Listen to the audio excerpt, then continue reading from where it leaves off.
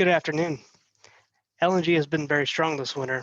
The high demand for LNG in Europe and Asia has allowed U.S. LNG to flow at record rates. You can see we've been running about 11 BCF a day for the last couple months.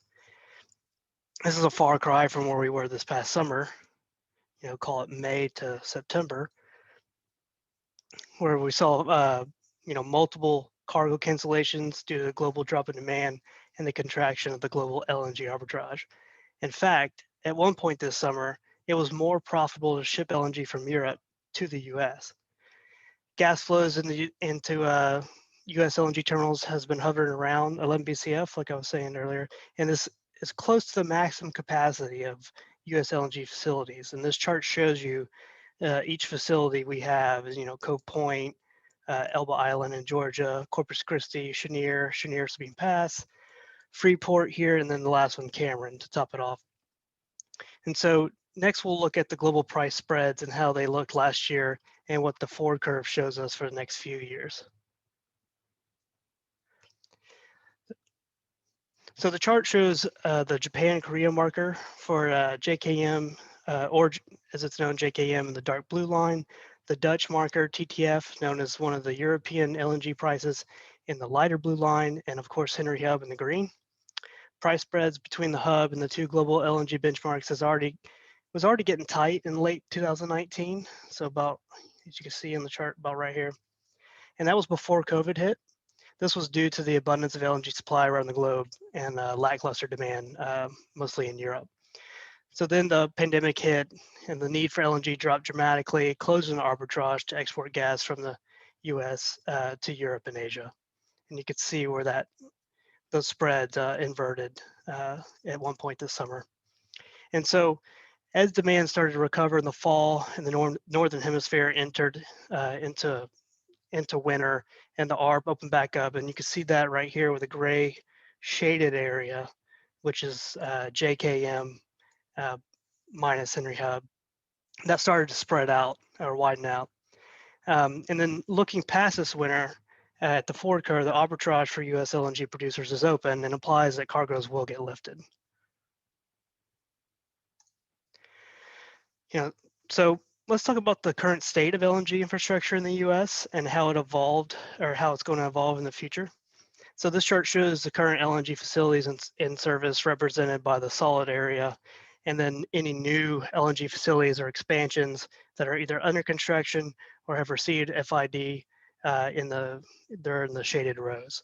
So nameplate LNG capacity is currently around about 10.4 BCF a day. Although these facilities have proved they can, consume more gas than nameplate, as feed gas has seen days close to that 12 BCF a day mark. So LNG demand growth has been one of the bright spots for gas demand here in the U.S. But as you could see in this section here, for Cal 21 or the next 12 months or so, there's no new facilities slated to come online.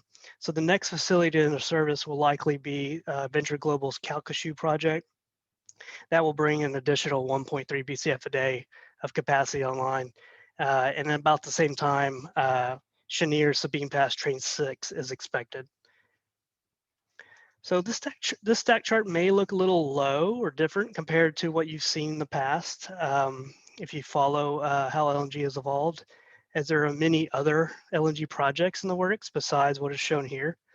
Those projects have either not FID'd or have been canceled altogether. 2020 was supposed to be a big year for US LNG project FID announcements, but at least 7 of those so-called Wave 2 facilities, totaling about 14 BCF a day, have been delayed or downsized. So we'll look here again at this price slide with the global LNG prices. As we said, the ARB is open, open by about $2 in some months, and not shown here, but even after including liquefaction, shipping, canal fees, and other transportation costs, the forward curve implies that the LNG will flow. So back to the stack chart here, here's a chart again where the forecasted LNG utilization for the next couple of years.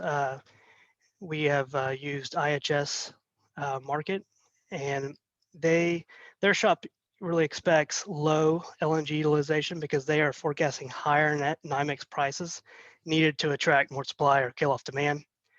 So Mr. Producer, in 2021, low LNG utilization might actually be good news because it would have happened if prices were higher. So that's an interesting take, and it's very bullish. One thing to mention, too, just as a side note, the LNG facilities do take maintenance throughout the year, and this can also cause fluctuations in LNG flows, just not as dramatic or sustained is kind of what's shown here.